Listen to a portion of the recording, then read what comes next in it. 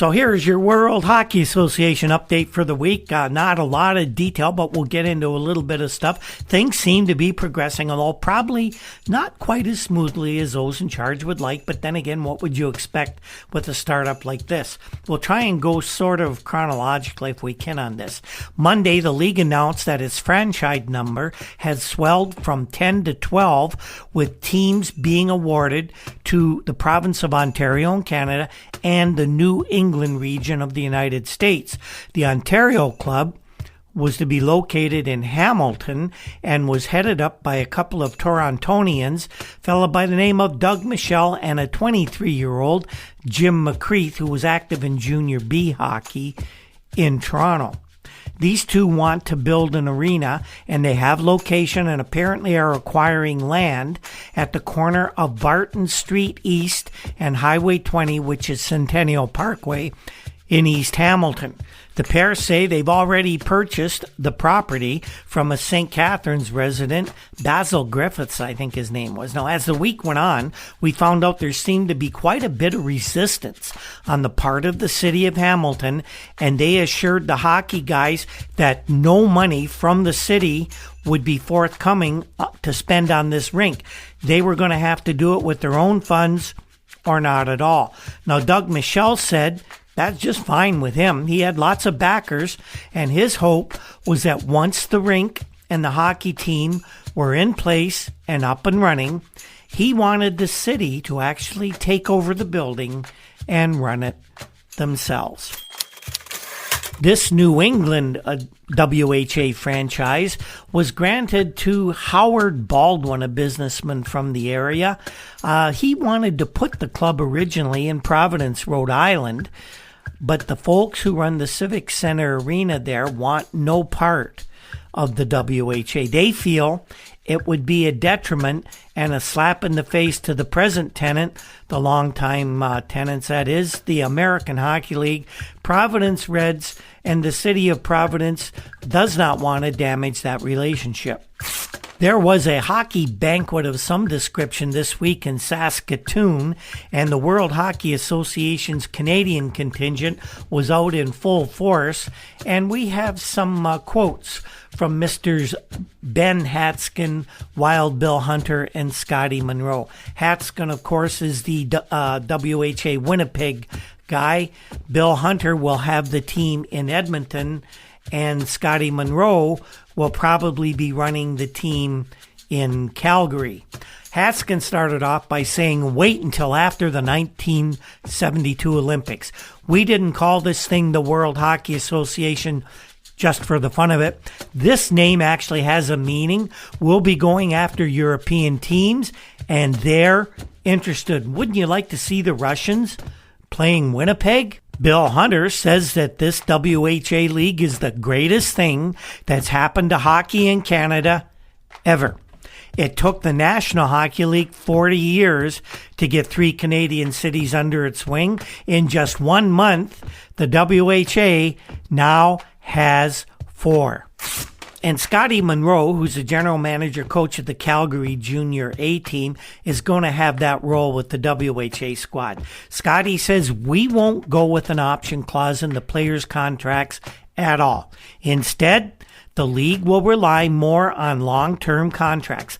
Why should a hockey player be any different than anyone else, or a baseball player, or a basketball player, or a football player? I always wondered that. If a hockey player is unhappy with his employer, he should have the ability to quit that team and go somewhere just like anyone else who doesn't work in sports. Even the most sacred bond, marriage, can be broken, says Scotty Monroe. And a little more Bill Hunter fast talk at this banquet. Bill says, wait until we announce our referee-in-chief in mid-December. You're going to be shocked at who we're hiring. And no, the draft age for juniors won't change a year. In other words, it's going to remain at 20, just like the NHL's. Hunter also said that the Western Canada Hockey League will not be shafted by the WHA, and they will not sign players at 17 or 18 years of age. Hunter did say, yes, we're going to have some exciting new rules in this league, including overtime. By the way, how are things going in Winnipeg? We were wondering about that. We'd heard from Ben Hatskin at the Saskatchewan banquet. Well, he was making noises already about wanting to sign at least one superstar for his WHA team.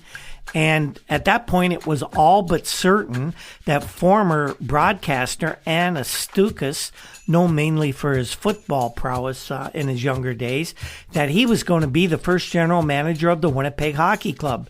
The fine hockey writer from Winnipeg, Rain Davis, had this piece in the Winnipeg Free Press, and we'll give you that now. Anna Stukas rushed into Winnipeg early Monday morning and had a speeding ticket to prove it. The new but unannounced GM of the fledgling professional Winnipeg Jets of the World Hockey Association, yes, they now had a name, had only to arrive in Winnipeg for the second time in 2 weeks to signify his intentions towards the job. And he's obviously, says Rain Davis, the man. Stukas rushed to Winnipeg in great gobs of miles, driving almost 700 miles on Saturday and adding the final 900 miles on Sunday.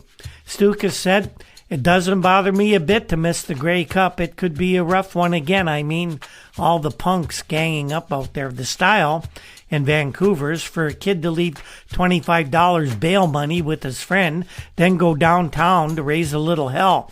They should rope off the downtown area like they do at the Grey Cup when it's in Toronto." Stuk, a more famous figure in football than in hockey, claims he moved out of his home in Vancouver 3 days before the last Grey Cup to avoid the crush of friends from the East looking, of course, for tickets. That's the kind of friends Annis apparently has. And he would have done the same this year.